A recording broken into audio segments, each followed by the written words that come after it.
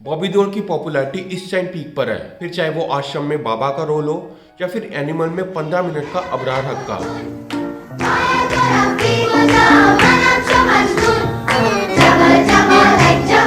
उनके फैंस उन्हें भर भर के प्यार दे रहे हैं। बॉबी देओल अपने कैरेक्टर्स और एक्टिंग रोल से खूब एक्सपेरिमेंट कर रहे हैं। उनका इस वक्त का स्टारडम उस वक्त के स्टारडम से बहुत सिमिलर है जब वो नए नए फिल्म इंडस्ट्री में आए थे। बरसात, गुप्त, बादल और सोल्जर जैसी फिल्मों ने बॉबी देओल को बॉलीवुड में एक स्ट्रॉन्ग शुरुआत दी थी। अपने आप को उन्होंने एक लीडिंग एक्टर की तरह एस्टेब्लिश कर लिया था in genres like action, romance and drama. मगर 2002 के बाद बॉबी कहीं ना कहीं पीछे छूट गए। उन्हें मूवीज नहीं मिल रही थी, कोई भी उन्हें सीरियसली नहीं ले रहा था। I was getting offers, but they were not great films, but they didn't do well. Movies just kept pushing me backwards in my career.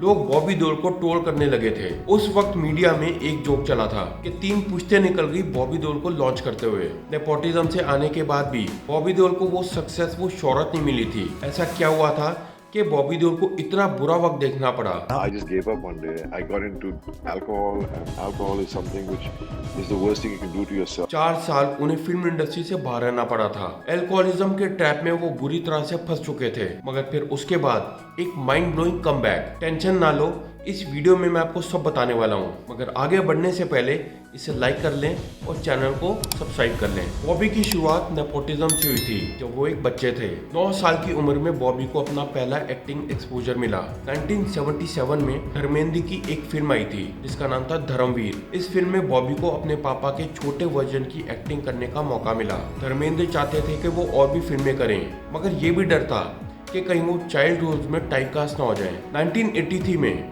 Dharmendra ने एक कंपनी स्टार्ट की जिसका नाम था विजेता फिल्म्स। इस बैनर की पहली फिल्म थी बेताब, जिसमें सनी देओल ने डेब्यू किया था। जिस तरह धर्मेंद्र ने सनी को लॉन्च किया, उसी तरह सनी चाहते थे कि वो अपने छोटे भाई बॉबी को लॉन्च करें। 1995 में सनी ने बरसात फिल्म में बॉबी देओल को लॉन्च किया।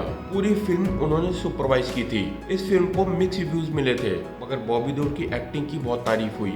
उस साल फिल्म फेयर में बॉबी देओल को बेस्ट डेब्यू का अवार्ड भी मिला था। 1995 से 2002 तक बॉबी देओल की कई हिट फिल्में आई। उनकी अगली फिल्म थी गुप्त, जो एक सस्पेंस थ्रिलर थी। इसे उनकी बेस्ट फिल्मों में माना जाता है। इसके बाद सोल्जर, बादल और बिच्छू जैसी फिल्मों में बॉबी ने काम किया। ये सभी फिल्में हिट थी और बॉबी की reputation as a leading actor बढ़ती गई। वो एक फैशन आइकन बन गए। लोग उनकी unconventional Italian looks with long curly hair के फैन बन चुके थे। बॉबी देओल हमेशा से पैम्पर्ड रहे थे, धर्मेंद्र के लाडले थे। इसी कारण से उनका डाउनफॉल भी शुरू हुआ। 2002 के बाद बॉबी की फिल्में लगातार फ्लॉप होने लगी। टैंगो चार्ली, किस्मत, बर्दाश्त और थैंक यू जैसी फिल्मों ने बॉबी के करियर को डुबाना शुरू किया। अब वो टाइम जा चुका था जब बॉबी एक लीडिंग, बैंकेबल और रिलायबल स्टार थे।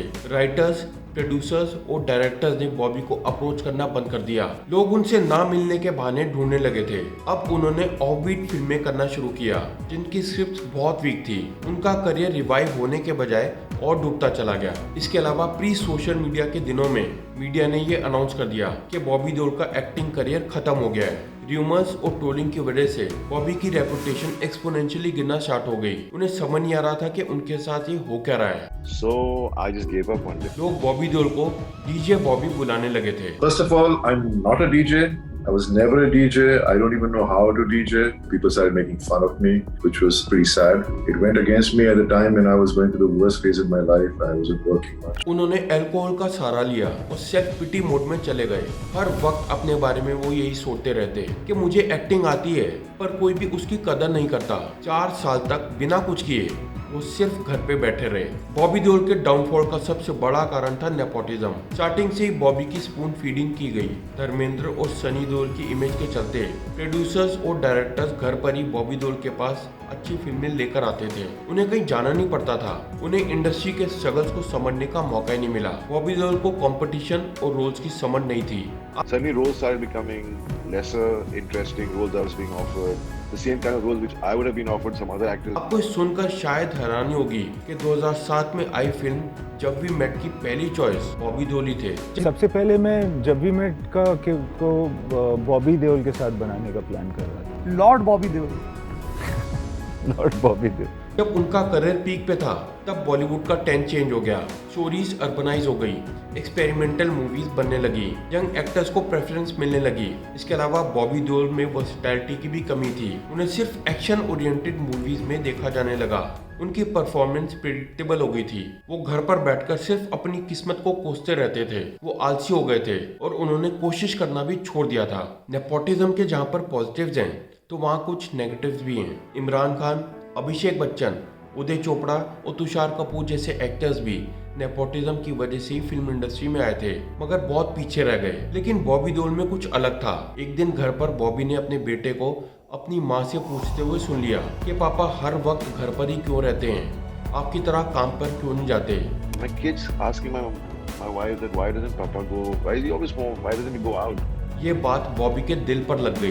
बॉबी देओल के डाउनफॉल का कारण नेपोटिज्म था, तो उनके कमबैक का कारण भी यही है और इसका जिम्मेदार सिर्फ एक नाम है, सलमान खान। मैं एक बारी सलमान के साथ था तो उसने कहा ये दाढ़ी क्यों रखी है, शेव कर, सबके बुरे टाइम आते हैं। मेरा भी टाइम बुरा था एक बारी, पर मैं तेरे भाई की पीठ पर चढ़ गया था और मैंने बोला फिर मामू मुझे तेरी पीठ पर चढ़ने चाहिए। He always kept thinking of doing something with me and finally phone आया मुझे तो सलमान का, मामू शेयर उतारेगा। मैंने बोला मामू मैं कुछ भी करूँगा। तो इसी तरह रेस भी शुरू हुई और I am very grateful. Bobby ने सलमान खान के साथ रेस की, फिल्म में शर्ट उतारी, बॉडी ट्रांसफॉर्मेशन किया।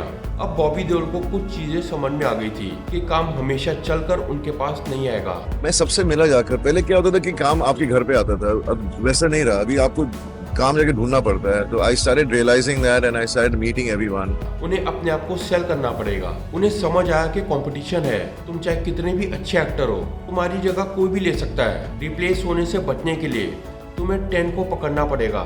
रेस सी के रिव्यूज सही नहीं थे, मगर इस फिल्म ने बॉबी देओल के लिए दरवाजे खोल दिए।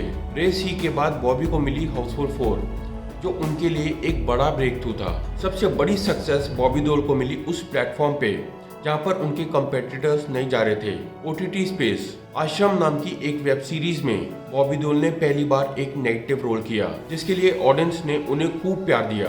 करंटली उनकी फिल्म एनिमल में बॉबी ने एक गूंगे कैरेक्टर अबरार हक का रोल किया है। ये रोल चाहे 15 मिनट का है, मगर इससे जो उन्हें लाइमलाइट मिला है वो रणबीर कपूर से किसी भी हाल में कम नहीं है। इस फिल्म में बॉबी देओल की प्रेजेंटेशन, एक्टिंग, बॉडी, पर्सनैलिटी और एक्सप्रेशंस ने ऑडियंस को खूब इम्प्रेस कर दिया है। बॉबी का कमबैक हमें एक चीज सिखाता है कि जब कभी जिंदगी में आप बहुत ज्यादा मेहनत करने के बाद भी डिप्रेस हो जाएं और आपको चिंता सताने लगे कि आगे क्या होगा, कैसे होगा, तब एक बात याद रखना कि उस वक्त आपकी जिंदगी में सक्सेस का सूर्योदय हो सकता है। मैं उम्मीद करता हूं कि बॉबी देओल का करियर अब यहां से रिवाइव होगा और वो फ्यूचर में और अच्छी फिल्में करेंगे और अपने फैंस को एंटरटेन करेंगे। अगर आपको ये वीडियो पसंद आया हो तो इसे लाइक करें, शेयर करें और चैनल को सब्सक्राइब करें।